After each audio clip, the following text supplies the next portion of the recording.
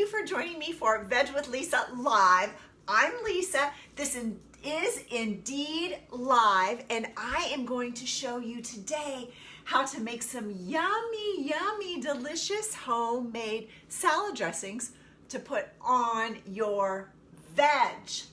But first, let me know that you're here by typing in the comments. Say hello, even if you're watching the recording. Yeah?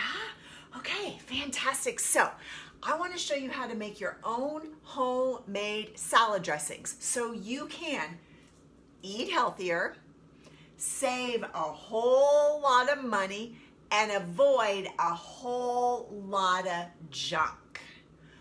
Why do we need to make our own salad dressings? Well, first of all, you don't have to. You can, hi Rob, you can do whatever you want. However, if you want to eat healthier, save some money, and avoid a whole lot of junk, making your own salad dressings is a fantastic place to start.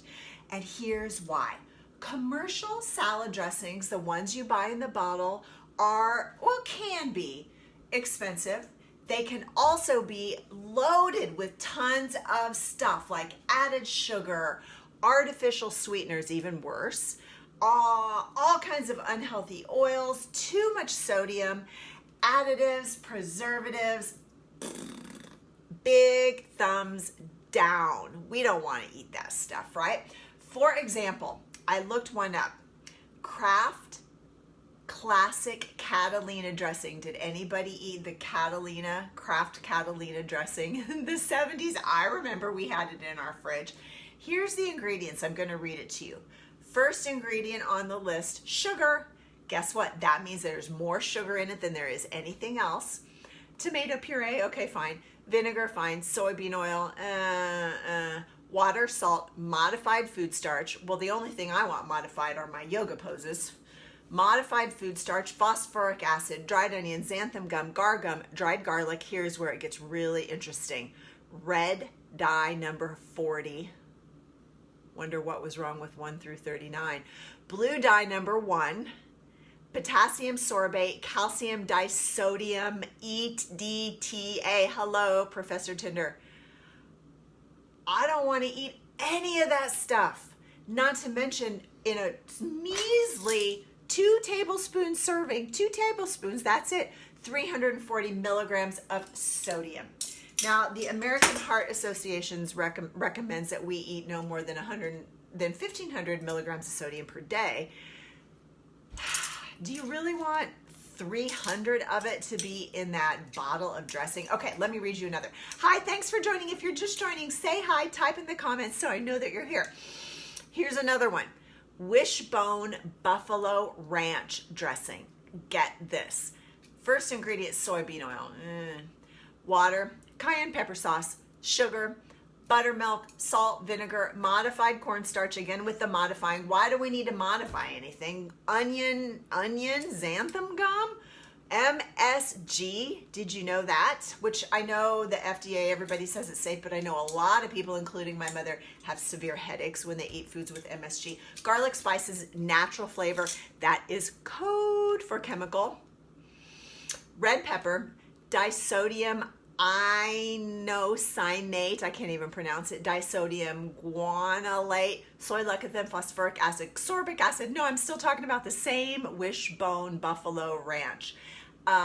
Calcium, there's that calcium, disodium, EDTA again. Who knows what that is? Hi, Ellie, per 2 tablespoons of the Wishbone Buffalo Ranch, 13 grams of fat and more than 100 milligrams of sodium. Now, if you're eating a 2,000 calorie a day diet, we should only be getting about 44 to 77 grams of total fat per day. Do you really want 1/3 of your fat allowance to come from that bottled salad dressing crap? Heck no, I want mine to come from an avocado and some almonds and, you know, some really, really yummy stuff. Maybe a coconut curry, not that fake salad dressing. Okay, so I hope I've convinced you why we want to avoid those bottled salad dressings. And yeah, of course, there's some good ones. Trader Joe's makes some good ones, but you gotta read your labels. I'm begging you, please, please, please, please, Emily, Finally, the Sweat Sisters are both present and accounted for. Please don't buy anything without reading the labels. I beg you.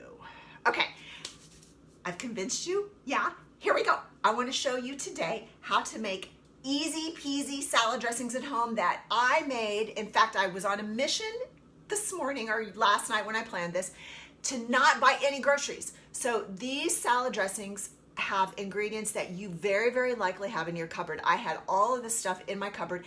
And Kevin, if you're watching, they don't require any special equipment. You don't need a blender. You don't need a food processor. You don't need a hula hoop, although I might bring a hula hoop next week. Okay, let's get started.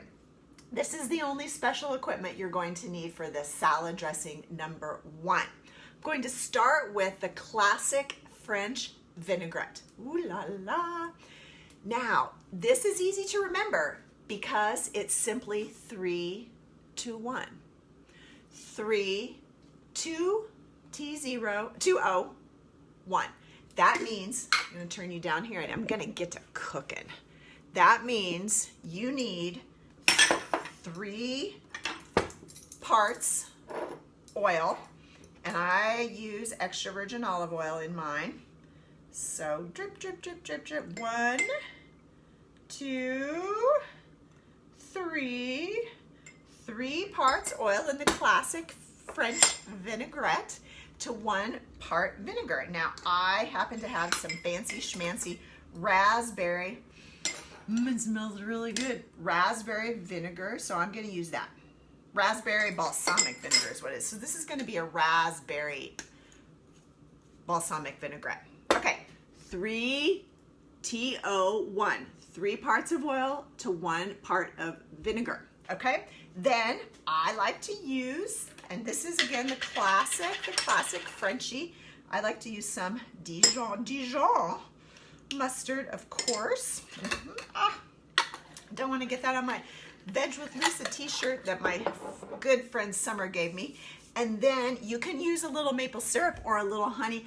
I don't really like a sweet salad dressing, so I'm going to leave it out. Plus, I don't like the added sugar. You could add a little bit of minced garlic for ease and for the fact that I don't like biting into a hunk of raw garlic like my friend Emily does. I like to use garlic powder and it dissolves really easily into the dressing. And then a pinch of salt and a twist of fresh ground black pepper. Okay, here is where the really, really fun part comes in. And if you had a hula hoop, you could hula, and this is all you do, you shake it. And guess what? You can make a big batch of this. It'll keep for a long time, yeah, without all of those nasty preservatives. Look at that. Classic vinaigrette, 3 T0, 2 T's, oh, I can't get the numbers out of my head, Professor Tinder. 1, 3 parts oil, 1 part vinegar. Now, that's kind of a lot of oil, right? Especially if you're making in a larger quantity. So I've got a Nouveau proportion for you. And it is 3, 2, 1. This is for those of you who may be watching your calories or watching your fat intake. We should all be watching our fat intake. No more than 20 to 35% of your daily calories should come from fat sources, right? So there's also a thing called a whole foods plant-based diet, which is a really healthy diet that doesn't use any oil. So if you happen to fall into one of those 3 categories, you want to follow the 3, 2, 1 proportion. And again, all the fancy equipment I need here is a jar. 3 is the vinegar. So I've got 3 tablespoons. I like to use apple cider vinegar in this one. 2 is mustard, any kind of mustard you like. I like to use a spicy brown mustard for this, okay? 3, 2, and then the 1 on this particular proportion is sweetener. You could use honey. Rob's vegan, so we don't use honey. I use maple syrup. You could also use date syrup. 3, 2, 1. Pop your lid on. And give it a shake, swirl your hula hoop. Okay, this is the Nouveau proportion for your vinaigrette. Classic French, 3, 2, 1, 2, T0. Nouveau vinaigrette, 3, 2, 1, 3 parts vinegar, 2 parts mustard, 1 part sweetener of your choice. Okay, now this is where it's starting to get really, really fun and interesting. So that Wishbone Buffalo Ranch version that I read all that stuff to you, that had all that junk, that's like a creamy one. And sometimes we want a creamy dressing. Okay, fine. I don't want to eat buttermilk. I don't want to eat cream. I don't want all that high fat dairy, which by the way is saturated fat, which we really should only have 5 to 10% of our daily calories come from saturated fat. And that's not very much. And I don't want it to come out of a jar. I want it to be something really, really yummy if I'm going to do that. So I love making a creamy dressing with tahini. So if you're not familiar with tahini, it comes in a jar like peanut butter, or I happen, sometimes I buy this, this variety here. It comes in this little can, this little tin. This recipe has tahini, which is simply ground sesame seeds. Sesame seed paste, just like peanut butter. So it's got tahini, some lemon juice, and I want to show you here. You can use your fingers. I'm not too bothered with the seeds in there. I saw some seeds plop in there. I don't really care, but if you do, you can get one of these really cool clappers, and you go like that, and you go like that, and then you don't get any seeds in there. So that's just kind of a nifty tool. So I've got tahini in here. I've got lemon juice. Again, garlic would be nice. I don't like biting into raw garlic, so I like to use just a little sprinkle of garlic powder. It's a really great way to get a light garlicky flavor without there being too much bite, because there is such thing as too much garlic. Hi, Susan. Okay, so I've got tahini, lemon juice, garlic powder, and then some water. I love this tahini dressing. I actually first learned how to eat this when I spent a summer in Istanbul, Turkey, and they made this tahini dressing and they put it on cooked greens. So we can think about salad dressings not just being on salad, right? They can be great on any kind of veggie dishes. Like roasted veggies are great with a tahini dressing drizzled over them. Like I mentioned, cooked greens. In Turkey, I think they were using collard greens maybe, or Swiss chard, I don't recall. Spinach, no, it was spinach. And they would lightly steam or lightly saute the spinach, and then they would make this really beautiful creamy tahini dressing and toss it with the cooked greens. Absolutely delicious. Okay, so that is dressing number 3. So just to recap before I get to my very, very favorite salad dressing recipe, we made a classic vinaigrette with a 3-to-1 proportions, 3 parts oil to 1 part vinegar, plus some mustard and salt and pepper, any fresh herbs. I forgot to put those in, but I went out and picked these herbs from my garden before the show. Tarragon and thyme are especially nice. You can use any herbs that you like.